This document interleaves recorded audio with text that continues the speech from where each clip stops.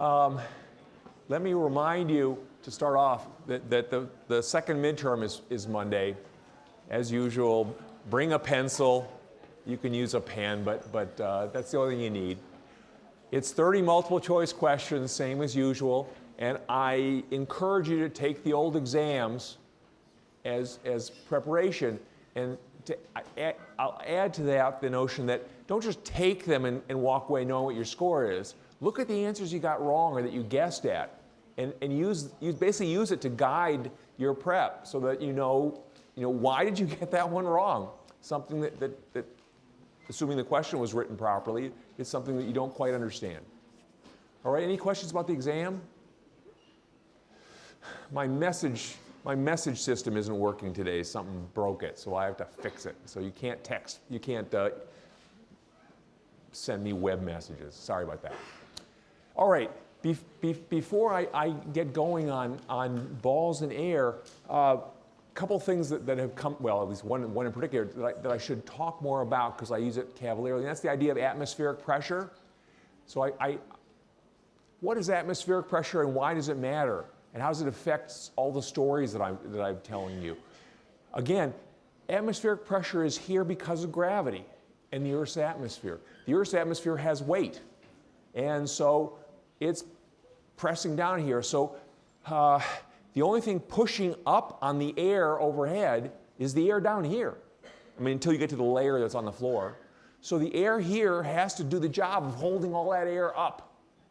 And okay, there's a roof over us and so on, but the air manages to go around the roof when necessary. And so basically the presence of the roof makes no difference. The air down here is supporting the air up here, which is supporting the air up here, and it is responsible all the way for supporting the air all the way to the top of the atmosphere. Therefore, it's high down here and less as you go to higher altitude.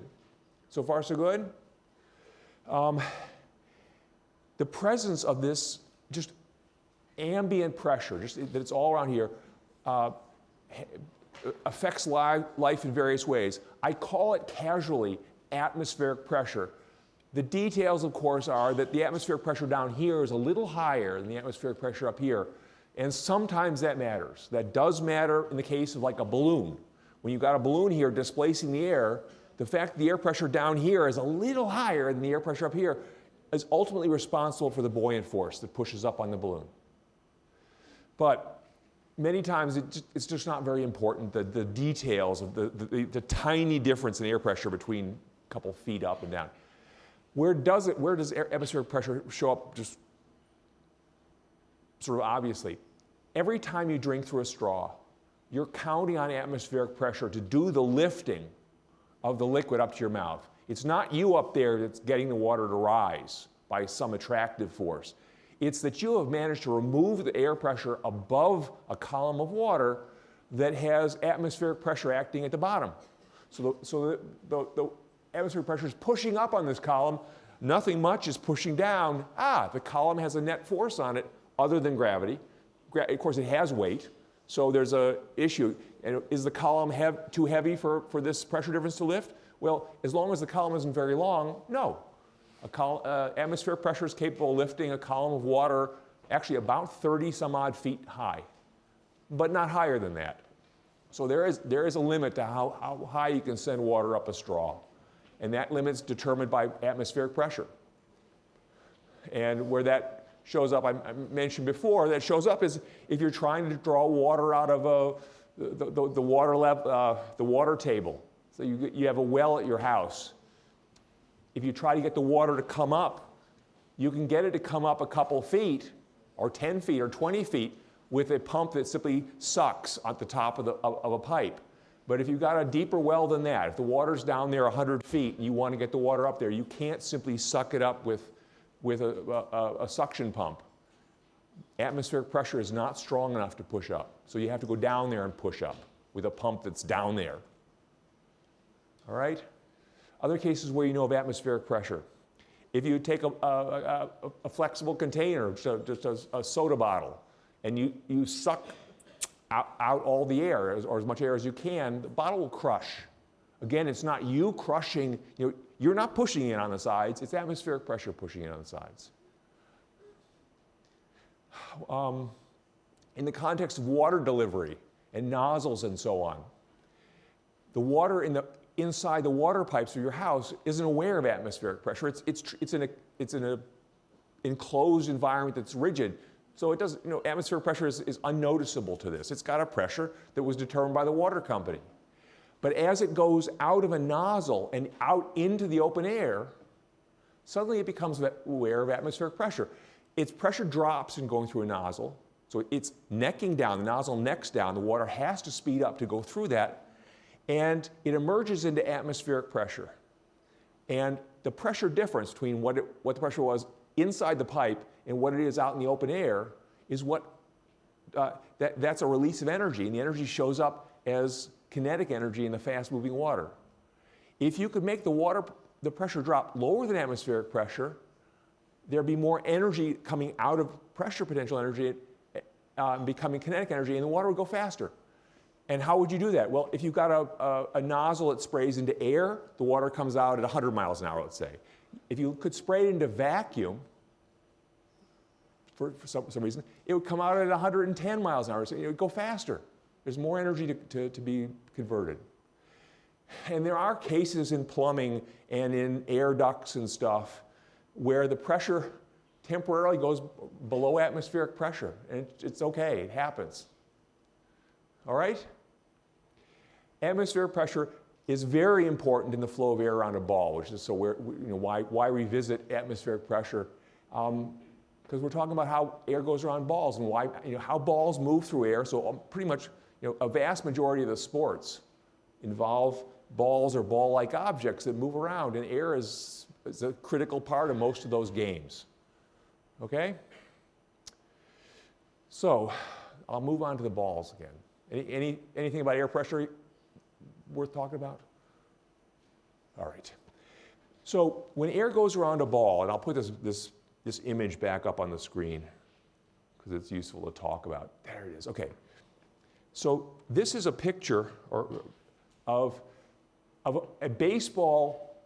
You can think of it either as a baseball heading to the left and rushing through the air, so the air's going around it, or the baseball is just sitting still and having a wind blow past it toward the right. This is the same story.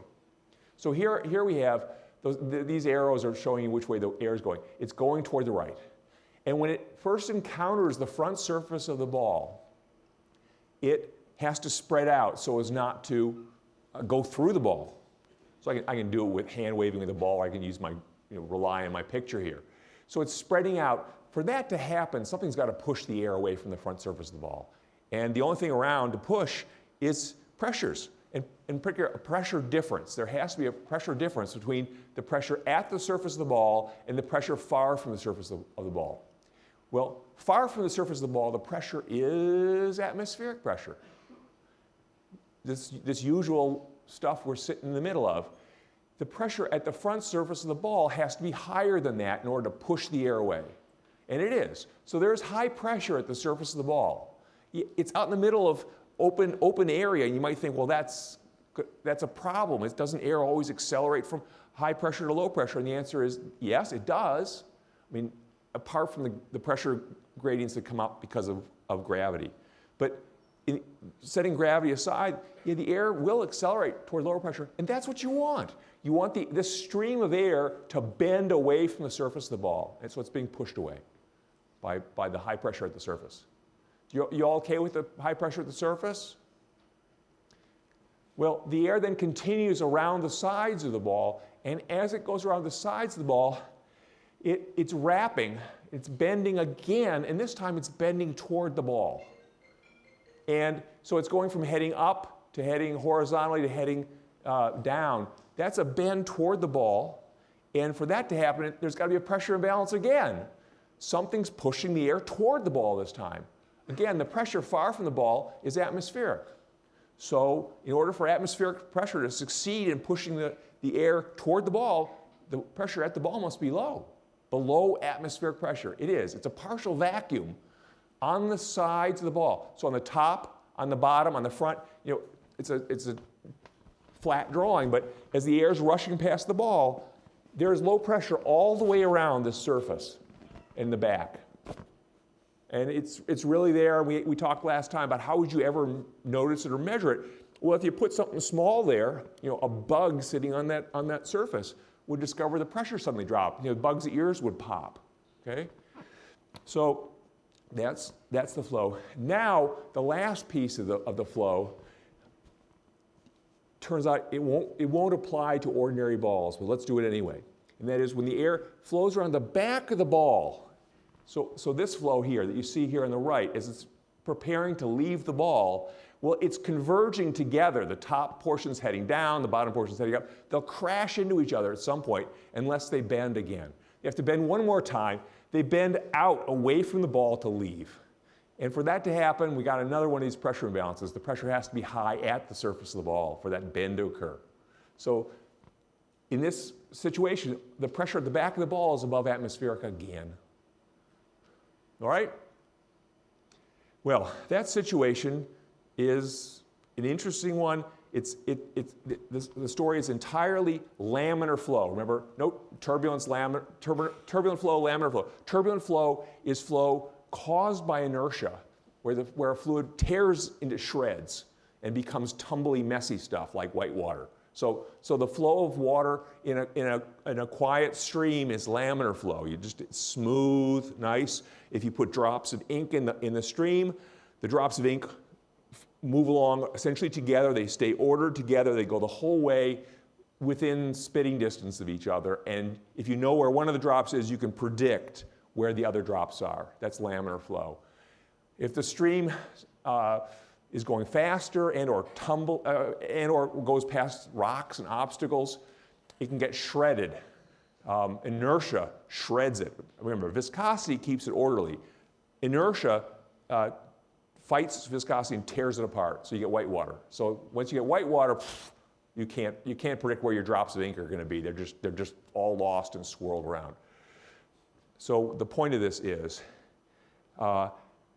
laminar flow, which viscosity tends to create, will create flow like this beautiful flow around the ball. Everybody's nice together. You put the drops of ink in the air over here. They all end up over there at the end, predictably.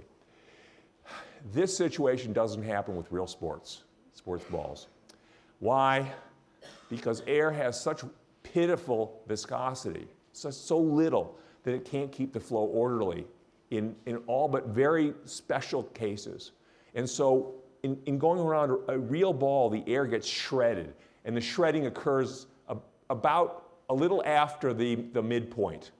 And so what's left behind the ball, and I'll come back to it in a minute, is just a swirling mess. And you've seen this swirling mess, maybe not with balls, but like when you watch cars driving by right now, and to a physicist, a car is just another ball. So the car just whizzes along, the air goes around it, high pressure in front, low pressure on the sides, and then squirrely mess behind it. And you see that in the leaves tumbling around, being whipped around by the air, things like that. So it's the right time of year, if it's not wet, to watch the swirly mess behind moving things in the air. So I promise that there are some special cases where this kind of flow does exist. And the special cases are tiny, tiny things trying to go through the air, like dust particles, germs, smoke, clouds, mists. So what keeps these particles? What's the flow like around those? Those particles are experiencing this perfect flow.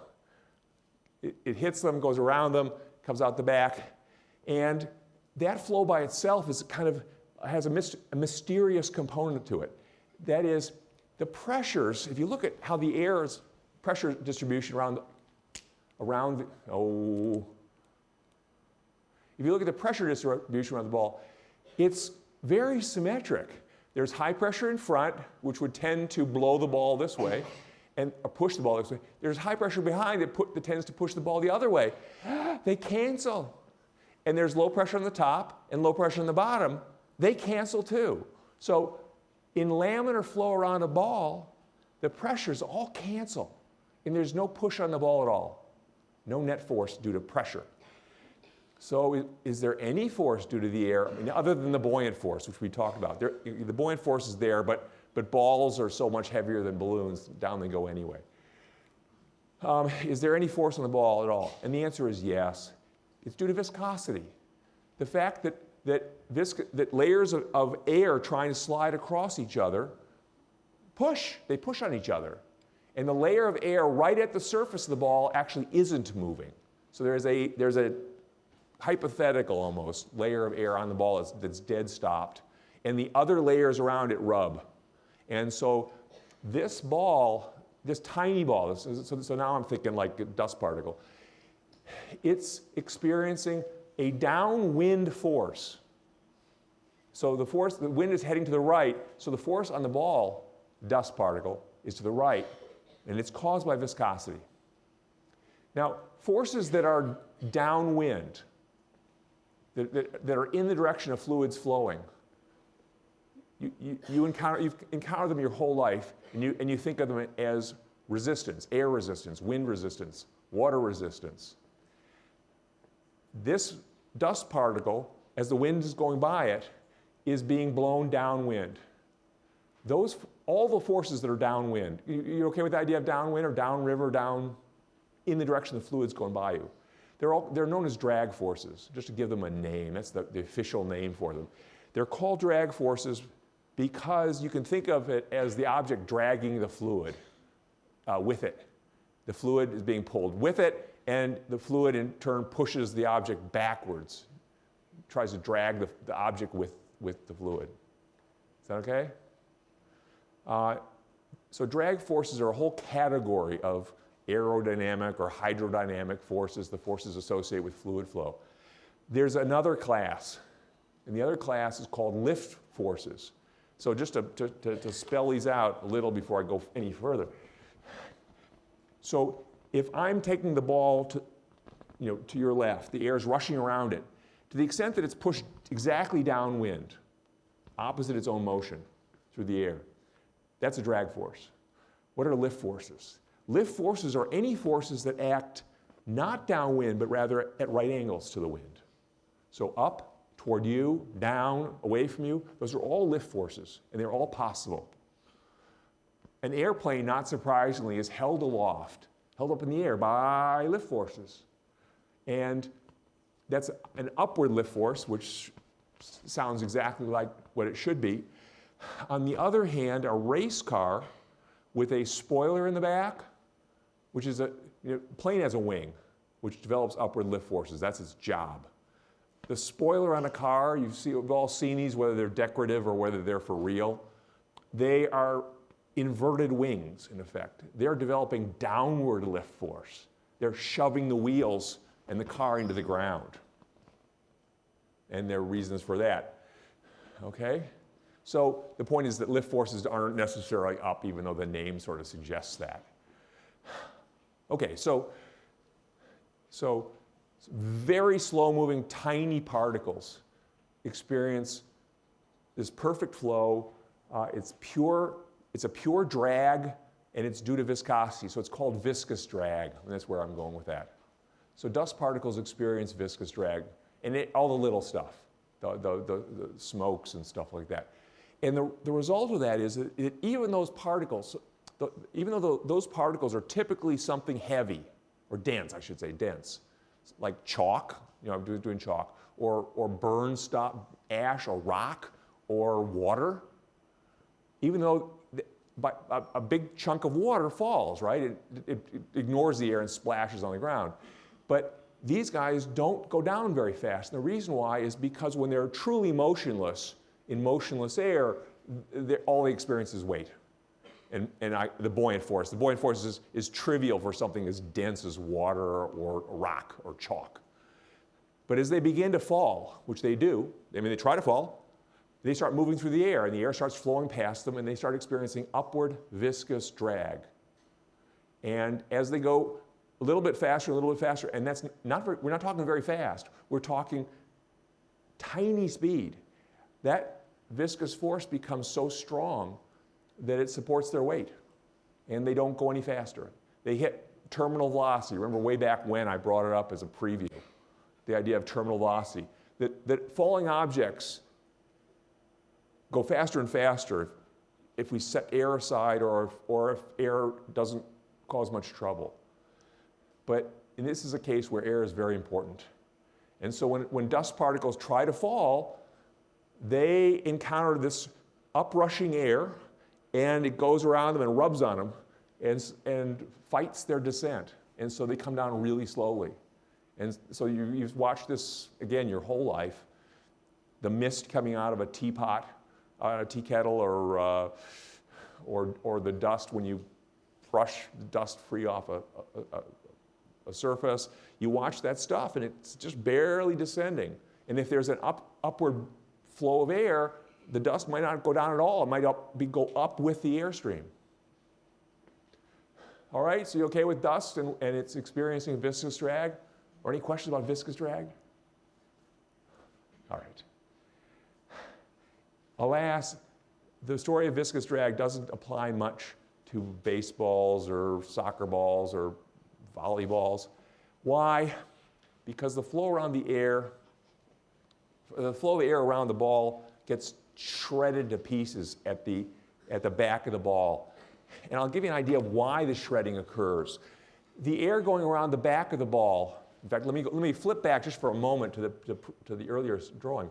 This one, look at the air. The air here is in a low pressure. It's gone around, it's been bending toward the ball. The pressure is below atmospheric pressure. The pressure at the back of the ball, if it was beautiful and laminar, would be above atmospheric pressure. So this air is going from low pressure to high pressure. Well, things accelerate. Fluids accelerate from high pressure to low pressure. So that air is going from the wrong way. It's going from low pressure to high pressure. It's being pushed backward the whole time. It's fighting, it's plowing into a rising pressure, which for it is tough. It's being pushed backwards, which slows it down. Okay, that's all right. In principle, it has enough momentum and energy to make it into this rising pressure anyway and leave. In practice, it has problems. It begins to rub. The air nearest the back of the ball is aware of the ball's surface because of viscosity. It's rubbing. And as it does, it's losing momentum. It's losing energy. It's not going to make it all the way to the back of the ball. It comes to a stop. So that innermost layer of air, which it has a name, it's called the boundary layer. So it's the layer of the fluid that knows about the surface. And boundary layers are everywhere. The earth, the ground is there's a boundary layer of air when the wind blows by the ground. There's a certain amount of the wind that is aware that it's going over the ground. You go high enough up, the ground doesn't matter anymore. So that layer might be 100 feet or a couple hundred feet. On the ball, the layer that's aware of the ball's surface is much thinner. It's a little bit, but it's there and it's rubbing. And the result is, it doesn't make it to the back of the ball. It breaks away and begins to tumble. And as it does, it becomes turbulent. So the air back here is turbulent behind the ball. It's just a swirling mess. And the result of that swirling mess is that you don't get the high pressure behind the ball. And that means that the high pressure in the front of the ball is not compensated for by high pressure behind. There's a push on the ball backwards due to pressure. And this is another downwind force on the ball. The ball does experience viscous drag, but that's trivial compared to the new drag that shows up because of the turbulence behind the ball. The ball is pushed downwind by a pressure effect. So it's called pressure drag, and it's the one you all deal with when you play ball sports. It's pushing every ball you've ever dealt with backwards as the ball tries to move through the air. For a ball like this that has so little mass, it's hard to give it much momentum. It loses. It probably lost half its speed trying to go across the room because of pressure drag. Is that okay? And pressure drag increases dramatically with speed. Why? Because suppose you double the speed of a ball going through the air. So the air is rushing past the ball twice as fast as before. The ball is now encountering twice as much air as before every second. So just by that, it's interacting with twice as much air per second. You would expect to be pushed twice as hard. But in fact, the air that's left behind by the ball, that swirling wake of turbulent air, is sort of moving with the ball. So the ball's going twice as fast. The air that it's dragging along behind it is moving twice as fast as well. So the ball is encountering twice as much air and giving it twice as much final speed. So the result is the pressure drag goes up by about a factor of 4 when you double the speed. So this is an effect that you all have experienced. The faster you go, and if you're be the ball. If you're a bicyclist, you're the ball. You're moving through the air. If you try to go twice as fast through the air, you're encountering twice as much air every second. You're dragging it along with you twice as fast. It's double. It's a factor of 4 in the force fighting you. And this is why bicycles max out. The speed of bicycles maxes out somewhere like 30 miles an hour. It's so horrendously hard to go faster than that without a downhill because the skyrocketing pressure drag. Same for swimmers. Somebody trying to go through water, you try to go through twice as fast, you're encountering 4 times as much force pushing you backward. And again, so that maxes out swimmer speeds pretty abruptly. Boats trying to go through water. If you try to double the speed of a boat, keeping everything constant, you're now experiencing 4 times the drag force. In fact, you're experiencing 4 times the drag force, and you're traveling twice as far. So the force goes up by a factor of 4. The distance traveled goes up by a factor of 2. You're doing 8 times as much work per second when you're trying to make the boat go twice as fast. I don't know whether you can follow that whole thing, but it means that a boat that goes 20 miles an hour through the water might be easy. To go 40 miles an hour, that's about 8 times as hard. And that's why boats that finally go fast, they have to cheat somehow. They have to lift themselves out of the water, for example, to try to get rid of the drag. For swimmers to try to go twice as fast, it's just astonishing that some people can travel twice as fast as other people. It's just partly it's technique and partly it's just heroic strength. All right? So pressure drag, you okay with the idea of pressure drag? This imbalance of pressure that shows up because of turbulence. It's affecting all the balls that you deal with. It's speed dependent, so that the faster the ball, the more trouble there is. Okay. Well, pressure drag is a big problem for ball sports. Is there any relief from pressure drag? Is there anything you can do to do better? And the answer turns out to be yes. The shape of the object matters, and how the flow around the object matters. So as you watch, when I'm thinking of other examples, vehicles are designed. Balls have to be round. It's kind of hard to do better than a ball to make much changes in it. But cars don't have to, or trucks. So you may have noticed that cars and trucks typically have sort of sleek shapes of some sort. A lot of them, at least a lot of them, not all of them. Some of them are just like boxes on wheels. The boxes on wheels are aerodynamically terrible. The air going around them breaks away from the back and leaves a gigantic swirling wake that can actually be bigger in diameter and area, cross-section, than the box on wheels itself. So the boxy delivery vans are not good for going through the air. And that's consequently it's energy inefficient. What can you do? You can try to taper the objects in the vehicles in a way that leaves as small a swirling wake as you can form. And there's a lot of science to that and engineering. So the details, we'll come to it, I suppose, when I talk about airplanes. I can give you a preview. A surface that's like a flat plate trying to go through the air is aerodynamically terrible. It's known as a blunt object. And the air goes around, it still has the flow like a ball. The air bends away at the front, goes around the sides where it's low pressure, and then tears away very quickly from the plate and becomes a swirling mess. So when you hold your hand out the window of a car, you're experiencing that kind of flow around your hand, the blunt flow, where the flow goes around, high pressure in the front where the air's bending away, low pressure on the top and bottom of your hand where you barely notice it anyway, tremendous swirling wake behind you. And that means there's no rise in pressure at the back. So you get high pressure in front, normal atmospheric in the back, there's a big pressure imbalance across your hand, and it's pushed downwind. So you've had that experience, right? Your hand gets blown backwards. Can you do better? Yes, you can turn your hand like this. Now, you're more aerodynamically sleek, what's known as streamline. The word streamline is not a coincidence. You're trying to keep the flow laminar. Stop the turbulence.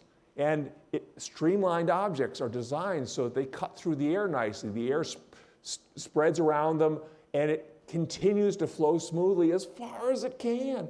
It'll eventually break away, but you want to leave as little awake behind you as possible. So the transition from blunt to streamline is, you can experience it yourself firsthand. All right, balls are essentially blunt objects. They do not deal well with the air. Sad but true. You do much better with a javelin. Okay, so you can throw a javelin in principle farther than you can throw a ball. What else can you do by trying to, given that you got a ball? Well, it turns out that nature helps you in one respect, and that is if you get the ball moving fast enough through the air, something weird happens in that boundary layer of air around the back of the ball. The boundary layer initially was responsible for causing turbulence. The rubbing of the air back there is what, that air in the back, in the boundary layer, ran out of momentum and energy and stopped. Can you help it not run out of energy and momentum? And you can by making it go very fast, which is counterintuitive, but it's true. If the air goes fast enough in that layer behind the ball, it begins to tumble locally.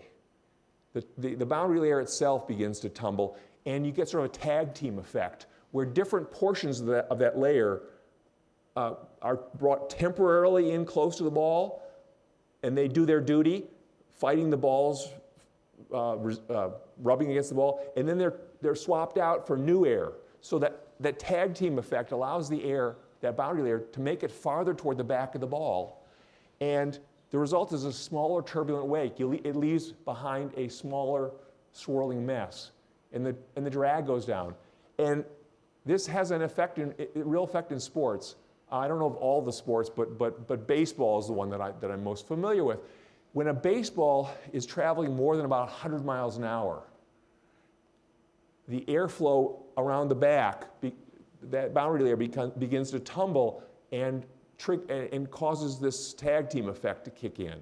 And so you get a smaller wake all of a sudden. So the air resistance a baseball experiences as it speeds up, at low speeds, that air resistance gets worse and worse and worse and worse and worse. And then finally, when it goes faster than about 100 miles an hour, suddenly the wake shrinks and you get less air resistance. And that affects the game because it means that the batted balls, which typically do go faster than 100 miles an hour, have this smaller wake and they travel better through the air. If that effect didn't happen, you wouldn't get the ball to go, you couldn't hit it as far. All right? So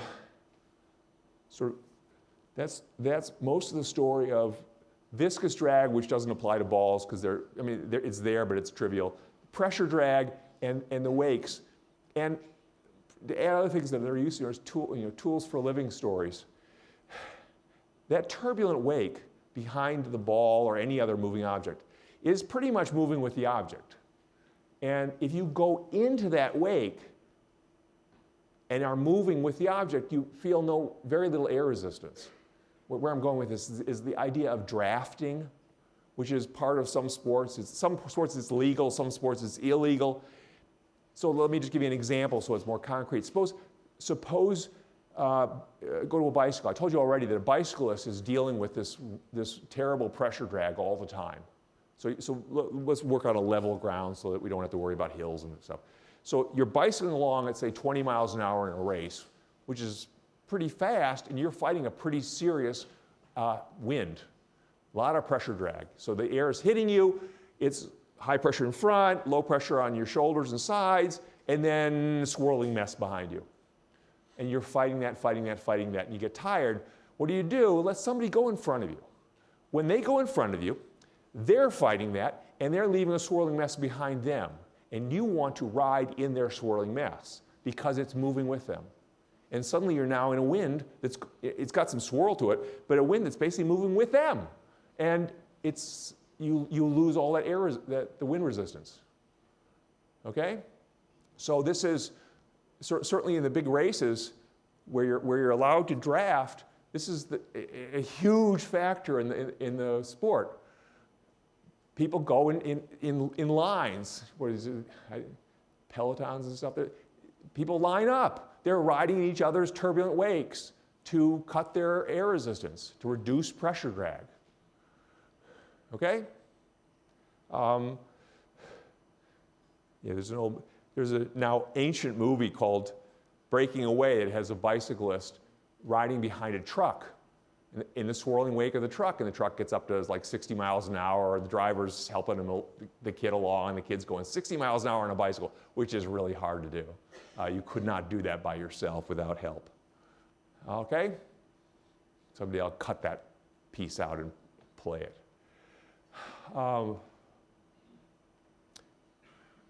More details about balls and stuff. What else can you do to try to get the ball to go more easily? Well, if the ball's not going fast enough to cause this effect, the shrunken wake, you can cause it deliberately. And you cause it deliberately by putting features on the surface of the ball that deliberately cause the tag team effect to allow the air to go around the back of the ball and leave later. The one sport in which this is definitely important is golf. So why does a golf ball have dimples? As an aside, I hope this would also be true of tennis balls that have fuzz, but it turns out it's not a key element in tennis. It is a key element in golf. The reason a golf ball has dimples is because those features cause the boundary layer to do the tumbling and the tag team effect, so that the air breaks away from the back of the ball later. And the difference is dramatic. So what I forgot to bring up is my collection of ancient golf balls. Back in the 1850s, approximately, when golf balls were making the transition from feather-filled sacks. Go back far enough in golf, and the thing you hit, nobody knew about plastics and rubber. It was, it's tough going. So they would fill like a leather sack with feathers, and you'd smack that. About 1850, they started using gutta percha, which is a type of rubber, of natural rubber. And the early balls, the easiest thing you could do molding this rubber was a perfectly round sphere. And it didn't go very well. So you hit it and it wouldn't travel very far. People just quickly discovered that an old ball, one that had been nicked up like crazy, went better than a new ball. The nicking process was essentially creating dimples in the ball and causing the tag team effect so that you got a smaller wake and a better flight. And eventually they started molding the dimples right into the ball. So there's over some 10 or 20 year period, the first solution was to actually have somebody there with a chisel, just whacking the bejeebers out of the ball to get the surface all rough. And then they finally molded it in. So that's why you've got dimpled golf balls. Is that okay? All right. Last thing to do with balls, sort of covered it properly. What if the ball is spinning? What if the ball is, up until now, the ball has just been an object that's letting the air flow around it and just been sitting there. Let's spin the ball. If you spin the ball, And you have to pick the direction you spin it right. Suppose you spin it so that, how do I want to get this going? So the ball is spinning like that as it's moving to the left. So it's spinning so the top is coming, so it would be like throwing a ball this way. Now, what you might have noticed with that, as I do that, let me try that again. The ball experiences a force upward when I do this, due to the air. And that being upward as it's moving to the right means that force is not a drag force, it's a lift force, and it's actually an upward lift force. If I spin this with backspin, which means the top surface comes towards me, it develops an upward lift force. Now let me try to get it. And it hangs in the air too long. I can't spin it fast enough to get it to actually arc up. But with this gadget, I should be able to. This ball should arc up if I do it right. Come close. Let me try. Keep trying all the variety pack. Oh, yeah, arc down. That was a loser. Oh, come on. I'm trying too hard. Come on. Yeah, I'd probably do better to let it arc this. Okay, that was good. I like that one better. You make it curved. Anyway, the point here is that these are curved balls. And the physics behind the curved ball is this. As the air goes around a ball that's spinning, hopeless. As the air goes around a ball that's spinning, it stays attached longer on the direction where it's moving with the surface. So as the ball spins here, this surface is heading to the right, the air is heading to the right, the air loves it. The air follows that surface longer, and it leaves not straight off in the same horizontal direction it arrived. It heads off heading downward. And the air that's going against the spinning ball hates it and leaves early, heading downward. The overall result is that spinning ball pushes the air, in this case, downward. The air pushes back. Newton's third law, it pushes the ball upward. So this ball is going to get an upward lift force because of its spin. There's another turbulent wake-related component to this force. So this one is given all the credit, and it's got a fancy name. It's called the Magnus Force, but it's not the only player in the story. The key point, though, is that spinning balls experience lift forces, and the direction in which the lift force occurs depends on the axis of spin. So, for example, in tennis, you put top spin on the ball. So instead of backspin, which I was doing to get lift, you put top spin on it, where the top of the ball is heading away from you, and now the ball kicks the air up. It pushes the air up, the air pushes the ball down, and the ball dives faster than it should toward the court. All right? Another example is golf. So I'd already told you that a golf ball plays a trick on the air with its dimples to get less pressure drag, to shrink the pressure drag. The other thing about a golf ball is when it's hit with a golf club, it's hit low and forward. That's a torque. It produces the impact on a golf ball from a club. So this is the golf ball. The club hits it primarily low and puts backspin on it. The amount of backspin varies depending on a club and depending on other details. But that backspin creates an upward lift force. Right? The ball is perpetually throwing the air down. The air is going over the top. It loves that the top's moving the right direction for it. It gets kicked down, and the ball is pushed up. And the result is that a golf ball flies. If you watch the arc of a golf ball, next time you watch it, it's not following the simple path of a falling object that I described on day 2. It's holding steady. In fact, it can even arc up, and they're apparently golf pros that can put so much backspin on the ball that it arcs up and vertical, and then it goes backwards. It can do loop-the-loops in the air. So there are probably YouTube videos of that stuff. So the point is that the ball flies, and that allows it to travel much farther than it would if it were just simply following the path of a falling object, that upward flight.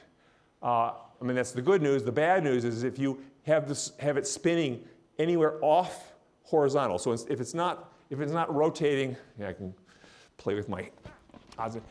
To get it to go the way you want it, usually you want it to be spinning perfectly about a horizontal axis, just like that.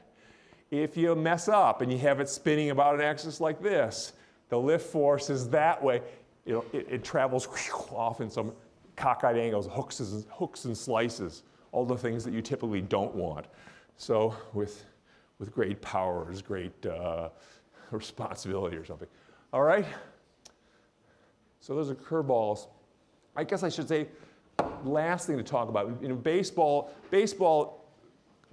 curveballs are literally curveballs and they're friends and relatives. So the pitcher spins the ball in such a way that the ball steers at some angle.